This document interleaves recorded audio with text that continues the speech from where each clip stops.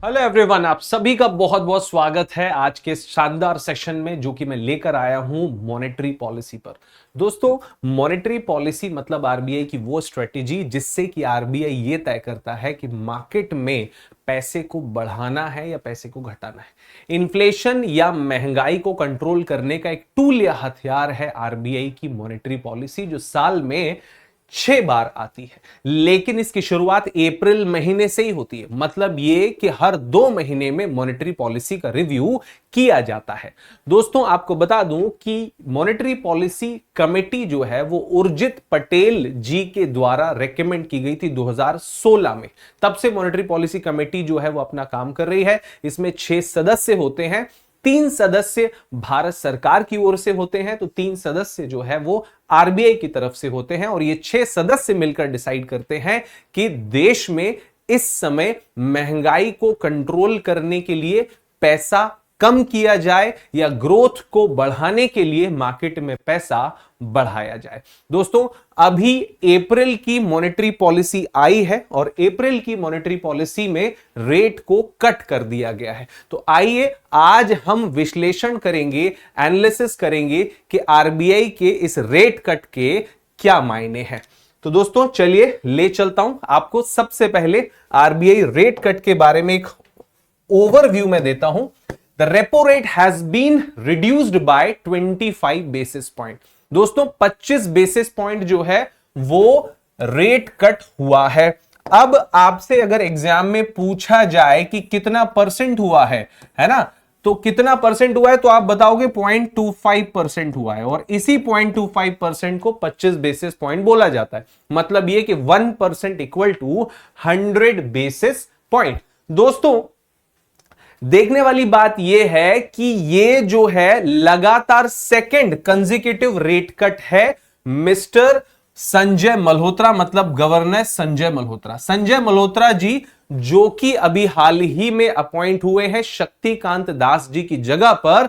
इनकी 2 monetary policy हो गई हैं, एक फैब में है ना, और ये इस साल की पहली मॉनेटरी पॉलिसी जो अप्रैल में आई है। दोस्तों, मैं फिर से एक बार आपको ये दोहराना चाहूंगा, बात याद कराना चाहूंगा कि पहली मॉनेटरी पॉलिसी अप्रैल में आती है और हर 2 महीने में एक मॉनेटरी पॉलिसी आती है, और मतलब पॉलिसी का रिव्यू आता है। और फैब में जो है 6वीं मॉनेटरी पॉलिसी का जो है वो रिव्यू आता है। अब संजय मल्होत्रा साहब जो हैं, उन्होंने फैब में भी रेट कट कर दिया उस टाइम पर 6 से घटाकर, जो ना फैब वाली जो मॉनेटरी पॉलिसी थी उसमें क्या किया था इन्होंने, 6.5 से कम करके और 6.25% कर दिया था। और अब जो है इन्होंने 6.25% से कम करके, है ना, अप्रैल वाली मॉनेटरी पॉलिसी में इन्होंने क्या कर दिया, 2025 में अप्रैल मॉनेटरी पॉलिसी में 6.25 से घटाकर 6% जो है वो कर दिया है। ध्यान रखेंगे तो लगातार दूसरी कंसेक्यूटिव है ना। अच्छा, ऑब्जेक्टिव क्या है, उद्देश्य क्या है इसका, तो भैया to boost economic growth amid global and domestic challenges. मतलब ये कि भैया विश्व के भी कुछ चैलेंजेस हैं जिन पर आज हम चर्चा करेंगे, और कुछ डोमेस्टिक चैलेंजेस मतलब घरेलू चैलेंजेस भी हैं, चुनौतियां हैं जिनसे निपटने के लिए आरबीआई ने, और प्लस देश की ग्रोथ बढ़ाने के लिए जो है यहां पर ये रेट कट किया है। दोस्तों, अब अगर आपके दिमाग में ये क्वेश्चन आता है कि रेट कट करने से ग्रोथ का क्या कनेक्शन है, तो सीधा कनेक्शन है कि जब रेट कट होता है, ये रेपो रेट जो है वो इंटरेस्ट रेट होता है जिस पर कि बैंक आरबीआई से 3 महीने तक का लोन लेते। तो अगर ये रेपो रेट 0.25% कम होकर 6% हो गया है, इसका मतलब बैंकों को अब आरबीआई से सस्ता ब्याज मिलेगा। और अगर बैंकों को सस्ता ब्याज मिलेगा तो वो ग्राहकों को भी सस्ते ब्याज पर लोन देंगे।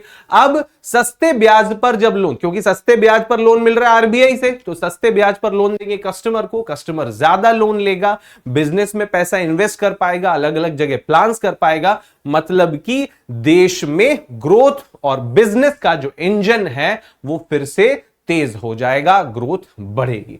ठीक है दोस्तों, मार्केट में कैश फ्लो बढ़ता है इस फैसले से। तो सिंपल सी बात है, रेट कट का ये जो फैसला है फिलहाल की प्रेजेंट की कंडीशंस के हिसाब से बिल्कुल सही बैठ रहा है। अब बात करते हैं, ये जो पॉलिसी का जो स्टांस है वो शिफ्ट हो गया है, पॉलिसी का जो उद्देश्य है वो शिफ्ट हो गया है, पॉलिसी का जो ट्रेंड है वो शिफ्ट हो गया है। RBI monetary policy committee has shifted stance from neutral to accommodative. Neutral थी पहले, है ना। न्यूट्रल क्यों थी? क्योंकि पिछले 9 मॉनेटरी पॉलिसी से, मतलब 18 महीने से चेंज ही नहीं हुआ था। समझ रहे हैं? अगर हम फरवरी 2025 से पहले की बात करें तो न्यूट्रल करके रखी थी पॉलिसी, मतलब ना तो रेपो रेट बढ़ा रहे थे ना रेपो रेट घटा रहे थे, मतलब यह कि स्थिर करके रखा था। किस पर? 6.5% पर स्थिर करके रखा था। क्लियर है? अब लेकिन अकोमोडेटिव हो गया, मतलब ये अकोमोडेटिव का मतलब क्या हो गया? उदार हो गई है ना। अब मॉनेटरी पॉलिसी कैसी हो गई है? उदार हो गई। अब देखो, अगर इसको बढ़ा के 7 कर दिया जाए, क्लियर है, तो फिर जो है उसको क्या बोला जाएगा? तो भैया की मॉनेटरी पॉलिसी जो है वो हार्ड हो गई है, कड़क हो गई है थोड़ा सा, है ना, और हार्ड डिसीजंस वहां पर लिया गया है महंगाई को कम करने के लिए। लेकिन यहां पर जो है न्यूट्रल थी, 6.5 ही रखा गया, और अब जाके जो है वो कितना कर दिया? 6.25 से भी घटाकर 6% कर दिया गया।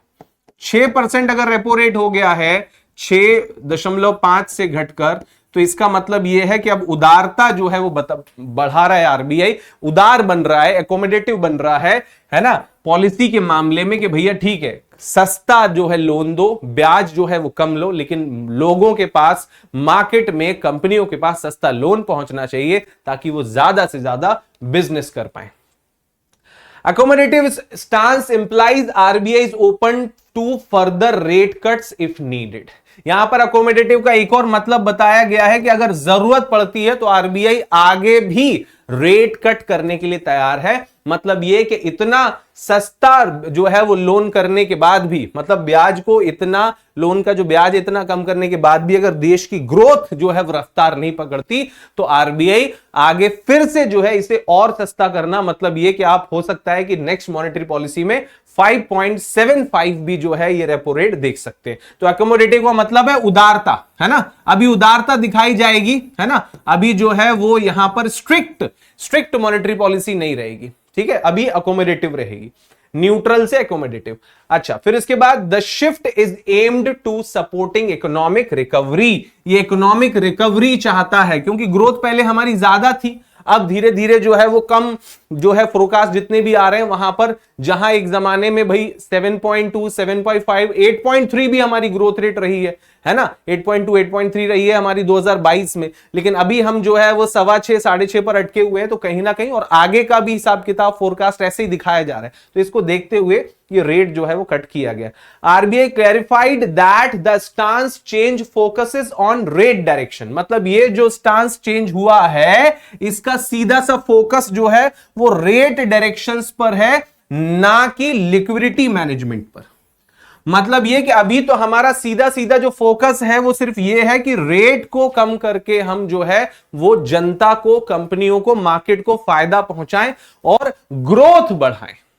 क्लियर है? हमारा सीधा सा फोकस अभी क्या है? ग्रोथ बढ़ाने पर है, ना कि लिक्विडिटी मैनेजमेंट पर कि भैया मार्केट में कितना पैसा पहुंचेगा या हम आगे 6 महीनों में इतना पैसा पहुंचाएंगे। अभी तक ऐसा कुछ तय नहीं हुआ है, जो भी होगा वो ग्रोथ ड्रिवन होगा, सीधी सी बात, या ये कह लेंगे कि फॉर द ग्रोथ होगा, कि मतलब हम जो भी रेट जो है वो चेंज करेंगे, रेट कट करेंगे, हमारा एकमात्र ध्येय या उद्देश्य क्या है? देश की ग्रोथ बढ़ाना। क्योंकि दोस्तों आपको बता दूं, अगर if we want to become the developed country by 2047, then we have to maintain our growth rate at how much percent? 8% annually. अगर हम चाहते हैं कि 2047 तक हमारा जो है वो विकसित भारत बन जाए तो हमारी ग्रोथ रेट जो है वो हमें 8% मेंटेन करनी होगी, और उसके लिए ही जो है ये प्रयास किए जा रहे हैं। क्योंकि हम 2022 में 8.2, 8.3 थे, लेकिन उसके बाद जो है हम 7.5 और फिर 6.5 अब गिरते जा रहे हैं, है ना। तो इस वजह से ये डिसीजन जो है वो लिया गया। अगली बात जो है वो पूछी जा रही है फिर से कि भैया रीजन फॉर रेट कट्स, है ना। यहां पर तो आरबीआई का स्टांस बताया गया, यहां पर अब क्या क्या रीजंस रहे जिसकी वजह से ये रेट कट किया गया, है ना। तो दोस्तों पहला है इन्फ्लेशन इज सॉफ्टनिंग, मतलब इन्फ्लेशन जो है धीरे धीरे कम हो रहा है, particularly food prices are declining, है ना। अब आप बोलोगे कि यहां पर इन्फ्लेशन का सॉफ्टन होना या फूड प्राइसेस का डिक्लाइन होना क्या बुरी बात है? अगर सस्ता खाना मिल रहा है, महंगाई कम हो रही है, तो क्या बुरी बात है? तो दोस्तों, जब तक ही अच्छा लगता है हमें खरीदना, जब तक कि हम खरीदने वाले, या सस्ता खाना या सस्ता प्रोडक्ट हमें तब तक अच्छा लगता है जब हम खरीदने वाले साइड पर है। जिस दिन हम बेचने वाले साइड पर खड़े हो जाएंगे, तब हमें समझ में आएगा कि जब प्रोडक्ट हद से ज्यादा सस्ता बिकता है तो दिल में कितना दर्द होता है और कितना लॉस होता है। कहने का मतलब यह है कि अगर कोई मसाला डोसा सन 2001 में 15 रुपए का मिलता था, समझ रहे हैं आप, सोचिए कि अगर आज भी वो 15 रुपए का ही मिलता तो मसाले डोसे वाला जो है वो आज सॉरी टू से भिखारी ही बन गया होता। क्यों? क्योंकि उतने में चलेगा ही नहीं उसका। महंगा होना भी जो है इनकम के ग्रोथ के लिए बहुत जरूरी है, उससे इनकम बढ़ती है, ग्रोथ बढ़ती है। तो मतलब control inflation is for good for the health of economy. सीधी सी बात यह है कि नियंत्रित मुद्रास्फीति अच्छी होती है, महंगाई से ग्रोथ बढ़ती है। सस्ता होना मंदी की निशानी है, डिप्रेशन की निशानी है, रिसेशन की निशानी है ना। तो हद से ज्यादा सस्ता नहीं होना चाहिए, क्योंकि व्यापारी फिर खुश नहीं होंगे ना। भाई सरकारी नौकरी वाले, प्राइवेट नौकरी वाले कम लोग हैं, लेकिन बिजनेसमैन बहुत ज्यादा लोग हैं। क्लियर है? तो अगर चीजें ज्यादा से ज्यादा, हद से ज्यादा सस्ती बिकेंगी तो फिर लोगों का धंधा पानी चौपट होने लगेगा। इसलिए हद से ज्यादा सस्ता जो है ये मंदी की निशानी है, और इसी को दूर करने के लिए क्या किया गया है? रेपो रेट को जो है वो घटाया गया है, ताकि लोगों के पास सस्ता लोन पहुंचे, मतलब कम ब्याज पर लोन। जब कम ब्याज पर लोन मिलेगा तो वो ज्यादा लोन लेंगे, अपने प्लान्स में, अपने बिजनेस में ज्यादा पैसा इन्वेस्ट करेंगे। एक और चीज यहां पर दूसरा दी गया, crude oil prices have eased globally, है ना। क्रूड ऑयल प्राइस जो है वो भी बेसिकली गिरे हैं। US has imposed a 26% tariff on Indian exports. Clear है? यहां पर बेसिकली जो है यूएस ने क्या किया है, भारत के एक्सपोर्ट्स पर 26% टैरिफ लगाया। अब 26% टैरिफ हमारे प्रोडक्ट्स पर लगा दिया गया है, तो कहीं ना कहीं इससे हमारे एक्सपोर्ट, हमारे प्रोडक्शन, हमारे मार्केट को नुकसान तो होगा, है ना। तो अब इस नुकसान की भरपाई करने के लिए कहीं ना कहीं हमें और नए अवसर पैदा करने होंगे, नए एफर्ट्स लगाने पड़ेंगे। तो इसी वजह से कंपनियों को कैपिटल की जरूरत पड़ेगी, पैसे की जरूरत पड़ेगी, फाइनेंस की जरूरत पड़ेगी। तो उस समय उन्हें सस्ता लोन मिलना चाहिए ताकि वो ज्यादा पैसा ले सके। क्लियर है? तो इसी वजह से जो है इस धक्के को सहने के लिए, इस झटके को सहने के लिए जो है ये रेट कट जो है वो किया गया है। ठीक है। अच्छा, अब उसके बाद फिर बात करें तो all these factors have lead RBI to ease policy rates, है ना। इसीलिए जो है जो सारे जो फैक्टर्स हैं इसकी वजह से आरबीआई जो है इस कंक्लूजन पर पहुंचा है कि इस समय जो है फिलहाल पॉलिसी रेट्स हमें क्या कर देने चाहिए, कट कर देने चाहिए। और मुझे लगता है सबसे बड़ा रीजन जो है इसमें अभी ये निकल कर आया है ना। ये वाली, पिछली वाली मॉनेटरी पॉलिसी का तो नहीं था, पर इस वाली का तो यही है। जीडीपी फोरकास्ट की अगर बात की जाए, देखो आरबीआई ये सब जो है स्टडी करता है, जीडीपी को मॉनिटर करते रहना भी आरबीआई का एक फंक्शन है ना। RBI as a regulator of Indian financial system Bharat की जीडीपी को भी मॉनिटर करते रहता है। जहां उसे लगता है कि देश की जीडीपी गिरने वाली है, वो तुरंत मार्केट में पैसा बढ़ा देता है। कैसे? रेपो रेट को कम करके, रेट्स को कम करके। तो भैया फाइनेंशियल ईयर 2026 का जो ग्रोथ फोरकास्ट है वो पहले जो एवरेज बताया गया था वो 6.7% था, है ना। लेकिन अब जो फोरकास्ट निकल के आ रहा है 6.5% है। मतलब ये कि 0.25% डिक्लाइन हो गया है फोरकास्ट। अंदाजा 2026 का ये अंदाजा लगाया था, तो इसका मतलब ये कि अब ग्रोथ कम हो रही है, और जहां ग्रोथ कम हो रही है वहीं आरबीआई एक्टिव हो जाता है कि भैया ग्रोथ कम नहीं होने देना, मार्केट में और पैसा फेंको ताकि जो है ग्रोथ का इंजन रफ्तार पकड़े, है ना। Slower global trade and potential impact of new US tariff, है ना।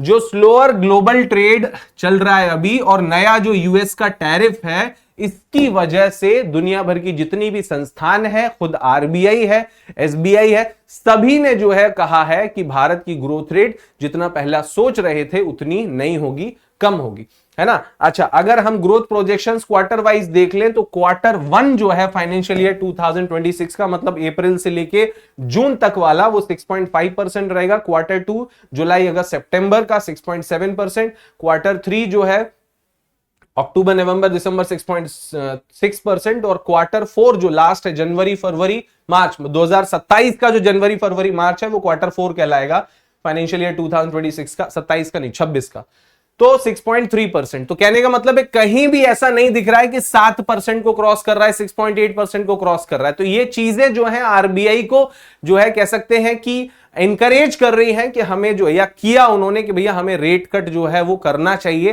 ताकि मार्केट को आसानी से पैसा मिल सके। इन्फ्लेशन का अगर आउटलुक देखो, महंगाई का आउटलुक देखो, तो भाई महंगाई में भी कहीं ना कहीं सुस्ती जो है वो दिखी रही है, तेज नहीं है। जैसे जैसे देखो महंगाई नीचे जाती है, महंगाई कम होती है, देखो सिंपल सी बात है, 2% के आसपास महंगाई होती है या उससे कम होती है तो ये मंदी का प्रतीक है।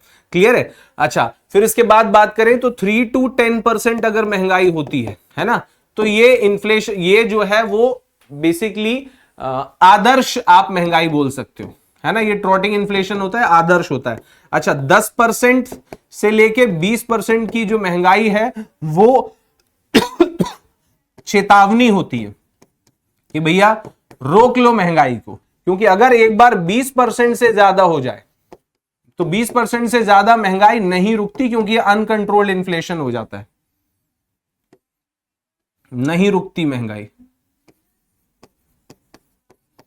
है ना, अनकंट्रोल्ड हो जाती है ना। अब देखो यहां पर बोला गया क्वार्टर थ्री में, क्वार्टर टू में जो है, क्वार्टर वन में 3.6 हो गया इन्फ्लेशन, क्वार्टर टू में 3.9, फिर क्वार्टर थ्री में 2.8 और क्वार्टर फोर में 4.4। मतलब कहीं भी जो है महंगाई का भी जो है हिसाब किताब ऐसा नहीं दिख रहा है कि थोड़ी सी बढ़ेगी।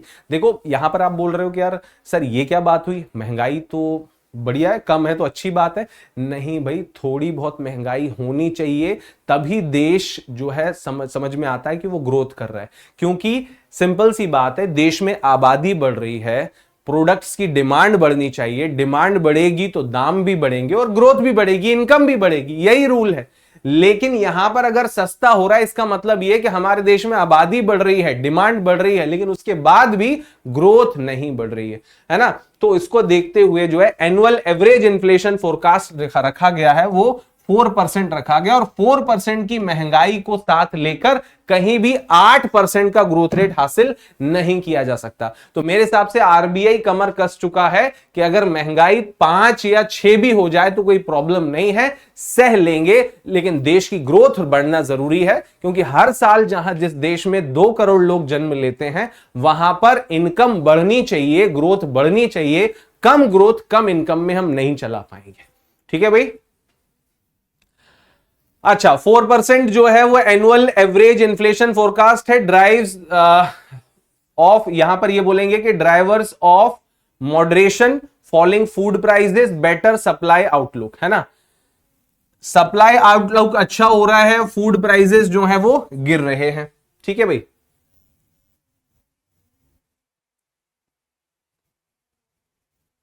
इसकी वजह से महंगाई भी कम है। अच्छा, मार्केट इंपैक्ट की अगर बात की जाए तो मार्केट इंपैक्ट क्या है, तो भैया देखो सिंपल सी बात है, बॉन्ड यील्ड्स मतलब बॉन्ड से होने वाली इनकम, है ना, बॉन्ड से होने वाली आय, या ये कह लें कि बॉन्ड पर मिलने वाला ब्याज जो है ना। India 10 year bond yield dropped slightly from 6.5%, है ना, ये टू 6.5% फ्रॉम 6.1%। मतलब ये कि 10 साल का जो एवरेज निकल के आया है, बॉन्ड्स पर होने वाली जो इनकम है, मतलब बॉन्ड्स पर होने मिलने वाला जो इंटरेस्ट है ना, वो 6.51% से घटकर 6.5 हो गया है। ठीक है भाई। तो ये बेसिकली कहीं ना कहीं बाजार का भी ये प्रभाव है कि अगर इनकम घट रही है तो ये गलत बात है, इनकम बढ़नी चाहिए, है ना। करेंसी की बात करें तो देखो करेंसी भी जो है, करेंसी बेसिकली जो है वो गिर रही है, 86.58 थी, अब 86.61 हो गई है ना। तो धीरे धीरे करेंसी भी वीक होती जा रही है। अब करेंसी वीक मतलब एक टाइम पर भी देखा होगा आपने, 2 साल पहले 83 रुपीस था, है ना, 2 साल पहले नहीं, 1 साल पहले 83 रुपीस था, और ये 86.6% हो गया, मतलब 87, 88 और 89 ये बहुत जल्दी पहुंच जाएगा, है ना। तो यहां पर रुपी का गिरना भी इस बात का संकेत है कि कहीं ना कहीं हमारे एक्सपोर्ट में कमी है, प्रोडक्शन में कमी है, हमारी ग्रोथ में कमी है। ठीक है, स्टॉक एक्सचेंज की बात करें तो भैया ये भी जो है धड़ाम धड़ाम हो रहा है, गिर रहा है। पिछले दिनों जो है टैरिफ की वजह से आपने देखा होगा हालात इतिहास की सबसे बड़ी गिरावटों में से एक जो है वो दर्ज की गई। हमारे गवर्नर साहब का फोकस क्या है? गवर्नर साहब जो है वो क्या कर रहे हैं? तो भैया emphasis on non inflationary growth, मतलब यहां पर जो है उनका कहना यह है कि भैया इन्फ्लेशन भी बहुत ज्यादा ना हो और देश की ग्रोथ भी होती रहे, ऐसा कुछ जो है वो ट्राई करेंगे। नॉन इन्फ्लेशनरी ग्रोथ, है ना, महंगाई भी बहुत ज्यादा ना बढ़े और ग्रोथ भी होती रहे। महंगाई बहुत ज्यादा ना बढ़े क्यों? क्योंकि देखो जैसे मैंने आपको बताया कि भैया रेट को सस्ता करने से मार्केट में कैश बढ़ेगा, डिमांड बढ़ेगी, काम बढ़ेगा, ग्रोथ बढ़ेगी, लेकिन डिमांड बढ़ने के साथ साथ दाम भी बढ़ते हैं, है ना। तो ऐसा ना हो कहीं मार्केट में ज्यादा पैसा चला जाए, है ना, ज्यादा डिमांड बढ़ जाए, महंगाई ज्यादा बढ़ जाए, तो उसका आपका भी ध्यान रखेंगे कि भाई एक सर्टेन लिमिट से ज्यादा महंगाई नहीं होनी चाहिए, है ना। तो नॉन इन्फ्लेशनरी ग्रोथ जो है वो बेसिकली गवर्नर का फोकस है। RBI seeks to macroeconomic balance supporting demand without causing inflation, मतलब ये कि आरबीआई जो है मैक्रो इकोनॉमिक बैलेंस जो है वो मेंटेन करना चाहता है। मैक्रो इकोनॉमिक बैलेंस का मतलब क्या होता है? देखो माइक्रो इकोनॉमिक्स मतलब होता है इंडिविजुअल्स की अर्थव्यवस्था की स्टडी, है ना, और मैक्रो इकोनॉमिक का मतलब होता है बड़े लेवल पर, ब्रॉड लेवल पर संस्थाओं की या किसी इंडस्ट्री की अगर जब आप स्टडी कर रहे हैं, है ना, इकोनॉमिक्स की, तो वो मैक्रो इकोनॉमिक होता है। तो मतलब बड़ी बड़ी संस्थाएं और बड़े बड़े सेक्टर्स की जो अर्थव्यवस्था सुधरे और उसमें भी इन्फ्लेशन ना बढ़े, ऐसा जो है वो गवर्नर का यहां पर फोकस है।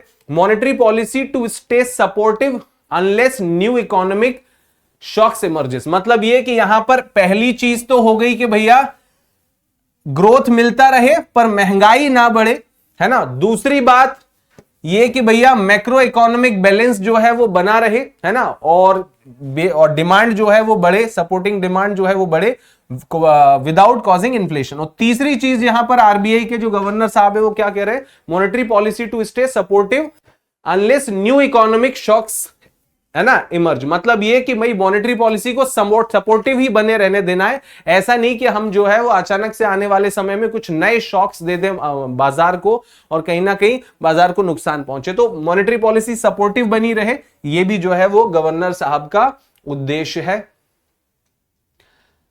अब लिक्विडिटी सपोर्ट की बात करते हैं। RBI has already injected over 80 billion into the banking system, $80 billion in last 2 months. देखो आपको पता है पिछले 2 महीने, फरवरी में जो है वो कितना था, फैब में कितना था, तो फैब में जो है वो 6.5% से घटाकर 6.25% किया, है ना। और अब 6.25 रहने की वजह से 2 महीने बीते और इन 2 महीनों में कितना पैसा, अभी कितना आ गया, अप्रैल में कितना कर दिया है? तो अप्रैल में कर दिया है 6%, है ना। अप्रैल में कितना कर दिया? 6%।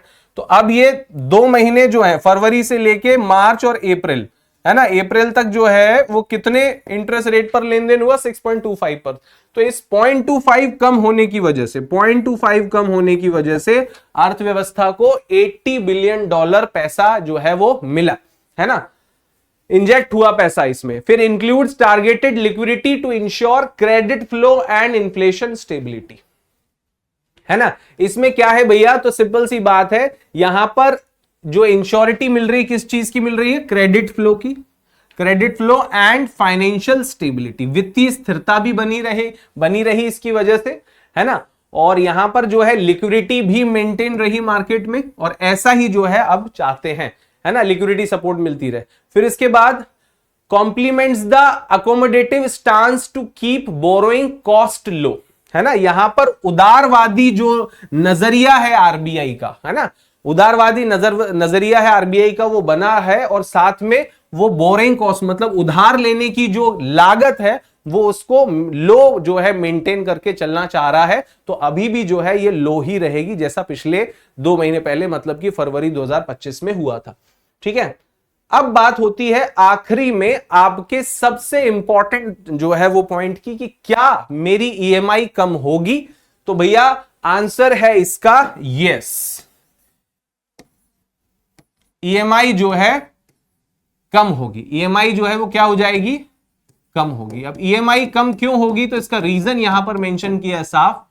रेपो रेट कट का मतलब है सीधा सीधा लेंडिंग रेट फॉल, मतलब ये कि जो उधार लोन उधार देने के जो रेट होते हैं वो गिरते हैं। ठीक है, बैंक में रिड्यूस इंटरेस्ट रेट, बैंक अपने इंटरेस्ट रेट भी जो है वो कम कर सकते हैं, है ना। अच्छा, जो परिवर्तनशील रेट्स होते हैं जिन्हें फ्लोटिंग रेट्स बोलते हैं, फ्लोटिंग रेट मतलब जिनके इंटरेस्ट रेट बदलते रहते हैं, उनकी ईएमआई जो है वो कम हो जाएगी। देखो लोन भी दो तरह के होते हैं, लोन के जो इंटरेस्ट है दो तरह के होते हैं, एक तो फिक्स्ड इंटरेस्ट रेट होता है ना, और फिक्स्ड इंटरेस्ट रेट के साथ साथ क्या होता है, तो फिक्स्ड इंटरेस्ट रेट के साथ साथ एक होता है आपका जो फ्लोटिंग इंटरेस्ट रेट होता है। तो जो फ्लोटिंग इंटरेस्ट रेट वाले लोन है उनका ईएमआई कम हो जाएगा, जैसे कि home loan, car loan, personal loan with floating interest rate will get cheaper. ये सस्ते हो जाएंगे भाई सब, सीधी सी बात, अगर इनमें से कोई लोन आपने लिया है और वो फ्लोटिंग इंटरेस्ट रेट पर अगर लिया है। अच्छा, फिक्स्ड रेट जो है उनमें, फिक्स्ड इंटरेस्ट रेट जो वाले लोन जो है वो उसमें कोई चेंज नहीं होगा, EMI stay same for the fixed interest rate loan.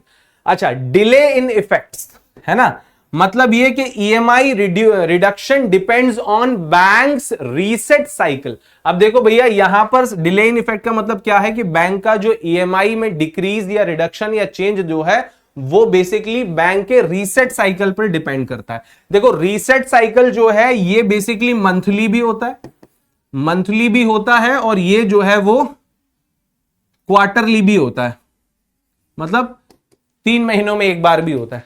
तो ये जो है बेसिकली क्वार्टरली भी होता है और 3 मंथली भी होता है। जैसे अगर महीने में चेंज होता है तो फिर तो इसी महीने से EMI घट भी जाएगी, है ना। अगर यहां पर आपने जो अपना इंटरेस्ट रेट चेंज का जो तरीका रखा है, बैंक रीसेट साइकिल मंथली रखा है, मंथली वाला लिया है, तो फिर हर महीने चेंज होता है ना, तो इसमें इंटरेस्ट रेट जो है वो इसी महीने से घट जाएगा।